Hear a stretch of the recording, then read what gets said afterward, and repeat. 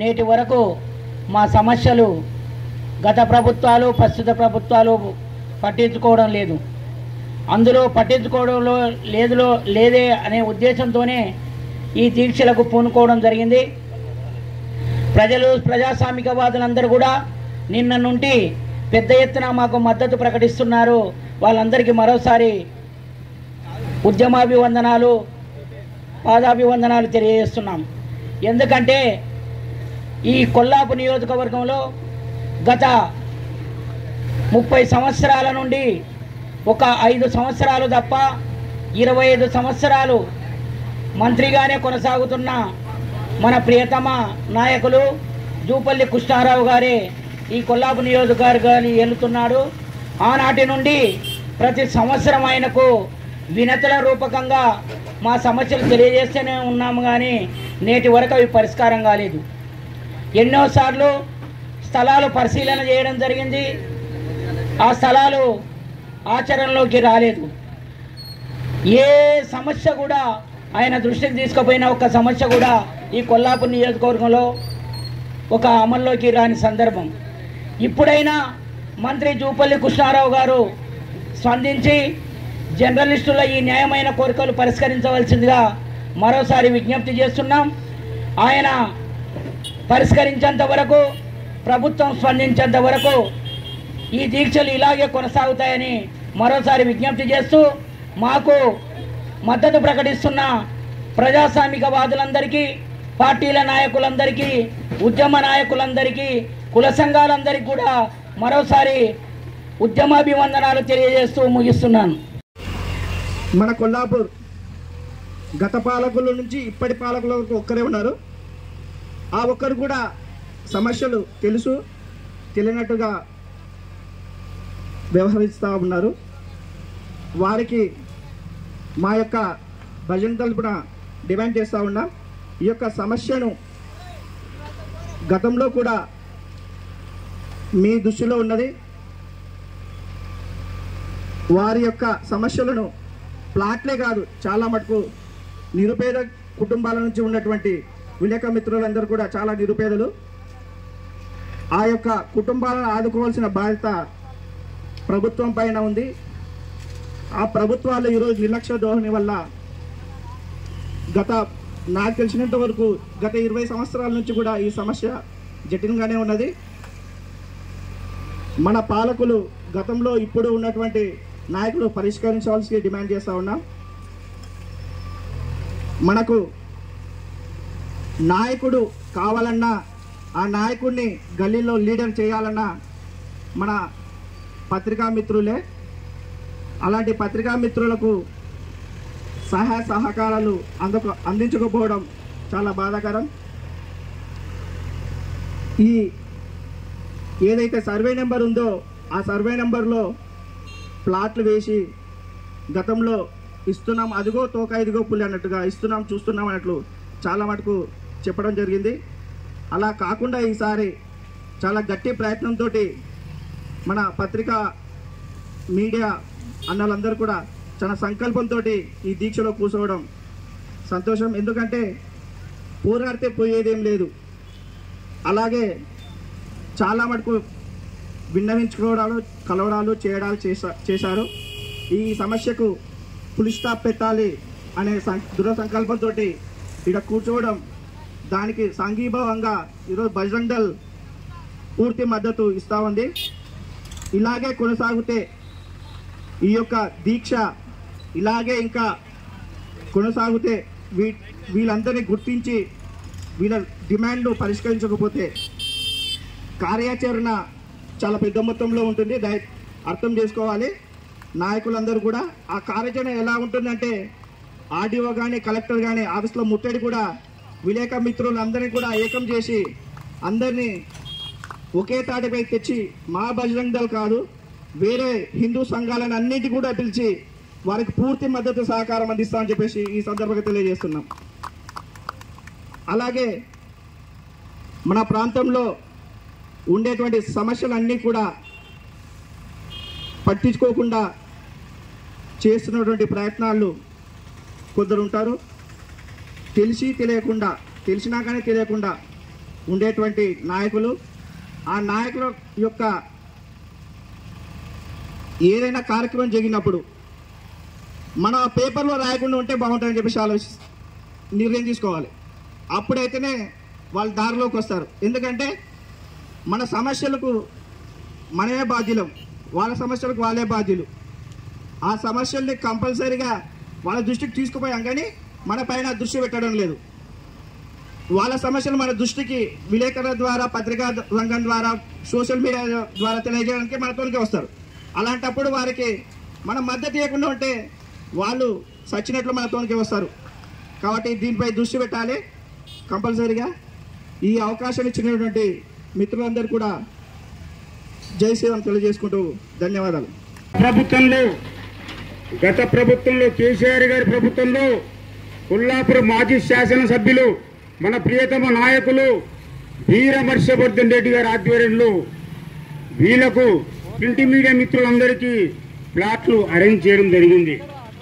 అయితే అప్పుడు ఎలక్షన్ కూడా ఉన్నందుకు ఆ ప్లాట్లు రద్దయినాయి. కాబట్టి సేమ్ ప్లాట్లను మళ్ళీ విలేకరులకు, ప్రింట్ మీడియా మిత్రులకు అందే రకంగా ఈ ప్రాంత ఎమ్మెల్యే మాజీ మంత్రివర్యులు జూపల్లి కృష్ణారావు గారు కృషి చేయాలని చెప్పి టీఆర్ఎస్ పార్టీ తరఫు నుంచి డిమాండ్ చేస్తా ఉన్నా.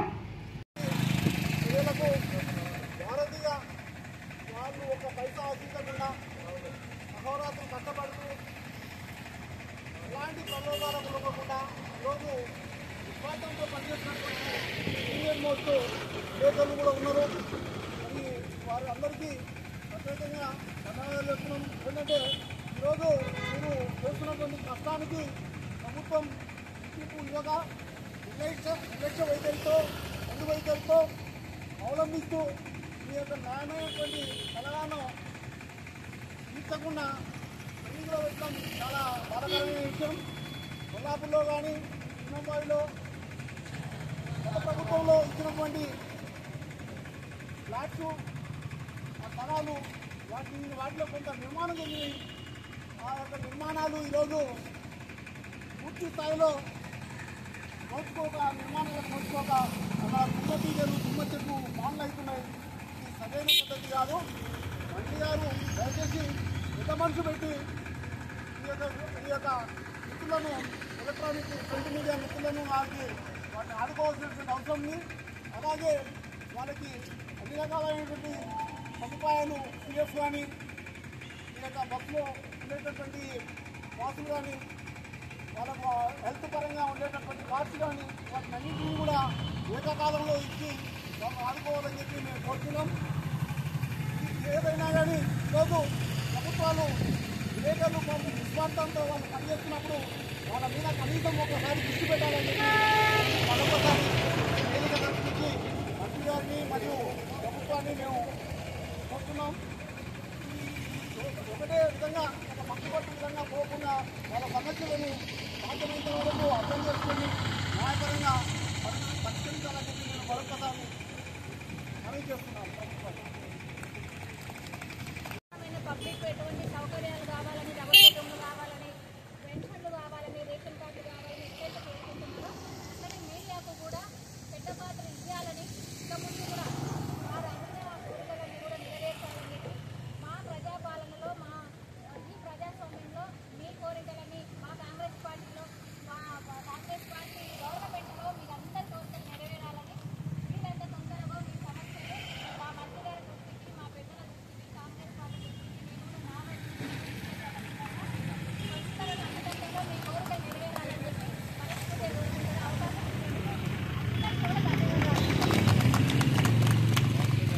వాళ్ళ దృష్టికి తీసుకెళ్లి వారి సమస్యల పరిష్కారం కోసం కృషి చేస్తున్నటువంటి ఎంతోమంది జర్నలిస్టులు ఈ వేదిక పైన కూర్చున్నారు. అంతేకాకుండా కొంతమంది మన మధ్యలో కూడా లేకుండా పోయారు. ఇలాంటి స్థితిలో దాదాపుగా 3 దశాబ్దాల పాటు ఈ వృత్తిని నమ్ముకొని జీవిస్తున్నటువంటి జర్నలిస్టులకు రాష్ట్ర వ్యాప్తంగా ఇతర జిల్లాల్లో కానీ, పక్కనున్న మండలాల్లో కానీ అక్కడ ఉన్న ప్రజాప్రతినిధులు చొరవ చూపించి వాళ్లకు ఇండ్ల స్థలాలు ఇచ్చి పక్కన ఉన్న పెబ్బేరులో దాదాపుగా ఒక్కొక్కరికి అంటే ఒక మనిషి యొక్క చివరి కళ ఏమిటంటే సొంత ఇంటి కళ. ఆ సొంత ఇంటి కళను పక్కన ఉన్న పెబ్బేరు మండలంలో కూడా దాదాపు ఒక 40 మంది విలేకరులకు, చిన్న మండలం 40 మంది విలేకరులకు డబుల్ బెడ్రూమ్ స్కీమ్ కింద అప్పటి మంత్రి నిరంజన్ రెడ్డి గారు ఇవ్వడంతో ఈరోజు ఆ జర్నలిస్టుల కుటుంబాలను, వాళ్ళ ముఖాల్లో సంతోషాలను, ఆ కాలనీని చూస్తే ఎంతో సంతోషంగా ఉంటుంది.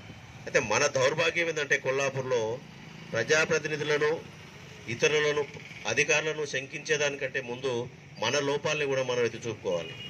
ఇక్కడ ఈ రోజు వరకు కూడా 3 దశాబ్దాల పాటు అయింది. ఈరోజు ఒక సంఘం ముందుకొచ్చి మన హక్కుల కోసం, మన సమస్యల పరిష్కారం కోసం మనం పోరాడదాం అని అంటే సంఘాలుగా విడిపోయి ఇక్కడ దాదాపుగా ఒక 30 నుంచి 40 మంది జర్నలిస్టులు ఉండాల్సిన ప్లేస్లో సగం మందే ఉన్నారు. అంటే 30 మందే ఉన్నారు, 60 మంది ఉండాలి. దాదాపు 60-70 మంది ఉండాల్సిన ప్లేస్లో 30-40 మంది వచ్చారు. అంటే ప్రజల సమస్యల కోసం మాత్రం మనం ముందుండి పోరాడతాం, మన సమస్యల కోసం మాత్రం వెనకడుగేస్తాం. ఎట్లా ఒకసారి ఆలోచన చేయండి. మనం కూడా ప్రశ్నించుకోవాలి. మన సమస్యల కోసం మనమే కొట్లాడాలి తప్ప ఎవరో వచ్చి మనకు ఇవ్వరు. ఇది గుర్తించుకొని ఈ రోజు నుంచి అయినా మనం కనీసం అడగడానికి ప్రయత్నం చేద్దాం, అడిగే అలవాటును చేసుకుందామని మీ అందరినీ కోరుకుంటూ, గతంలో ప్రస్తుత మంత్రి గారు కూడా ఒక 2-3 దగ్గర స్థలాలను చూపించినట్లుగా నాకు గుర్తున్నది. ఒక సందర్భంలో శిలాఫలకాలు కూడా వేశారు. అక్కడ మీకు ఇండ్లు ఇస్తున్నాము, ఇదే ప్లేస్లో మీకు ఇండ్లను కూడా మంజూరు చేస్తామని శిలాఫలకాలు వేసి మళ్ళీ ఆ స్థలాన్ని ఏదో కాన్స్టిట్యున్సీ డెవలప్మెంట్ జరుగుతుందని, ఏదో ఒకటి వస్తే మీకు అభివృద్ధి చెందుతున్న పేరుతో ఆ స్థలాన్ని కూడా వారు తీసుకోవడం జరిగింది. తదనంతరం మాజీ ఎమ్మెల్యే గారు హర్షవర్ధన్ రెడ్డి గారి దృష్టికి తీసుకుపోయినప్పుడు వారు కొంత చొరవ చూపించి ప్రస్తుతం ఉన్న సర్వే నెంబర్ 72లో ఒక 40 డబుల్ బెడ్రూమ్ ఇండ్లను మంజూరు చేయించి ప్రొసీడింగ్ కూడా తీసుకురావడం జరిగింది. అయితే ప్రస్తుతం ఆ ప్రభుత్వం లేనందున ఆ డబుల్ బెడ్రూమ్ స్కీమ్ ఎత్తివేయడం జరగడంతో కొంత కన్ఫ్యూజన్లో పడింది. కాబట్టి ప్రస్తుత మంత్రి గారికి లేదా ప్రస్తుత అధికారులకు, ఇక్కడ ఉన్నటువంటి ప్రజాప్రతినిధులకు తెలియజేయడం ఏమంటే, ఆ సర్వే నెంబర్ 72లో మాకు డబుల్ బెడ్రూమ్లు ఇచ్చినటువంటి స్థలంలోనే ప్రస్తుత ప్రభుత్వం ఇందిరమ్మ రాజ్యంలో ఇందిరమ్మ ఇండ్లు స్కీమ్తో ప్రజలకు ఇస్తున్నారు. కాబట్టి అదే పేరుతో అక్కడ ఉన్నటువంటి సర్వే నెంబర్ 72లో ఇందిరమ్మ ఇండ్లను అదే ప్లేస్లో మా జర్నలిస్టులకు కేటాయించి అక్కడ వారికి పట్టాలను ఇచ్చి అక్కడ ఇండ్లు ఇవ్వాలనే ప్రధానమైన డిమాండ్తో ఈరోజు రిలే దీక్షలు వర్కింగ్ జర్నలిస్ట్ ఫెడరేషన్ ఆధ్వర్యంలో చేపట్టడం జరిగింది, జిల్లా కమిటీ ఆధ్వర్యంలో. ఈ సమావేశంతో మరియు మనకు వివిధ మండలాల జర్నలిస్టులు కూడా ఉన్నారు. గతంలో చిన్నంబావిలో కూడా 40 ఇండ్లు అక్కడ మంజూరు అయితే వాటికి కూడా పట్టాలు ఇవ్వకుండా, శాంక్షనింగ్ ఇవ్వకుండా వారిని కూడా అయోమయ స్థితిలోకి నెట్టివేశారు. ఆ సమస్యను కూడా వెంటనే పరిష్కరించాలని మంత్రి గారిని డిమాండ్ చేస్తున్నాం. అదేవిధంగా పెంట్లవెల్లిలో కూడా కొంత ప్రాసెస్ జరిగింది.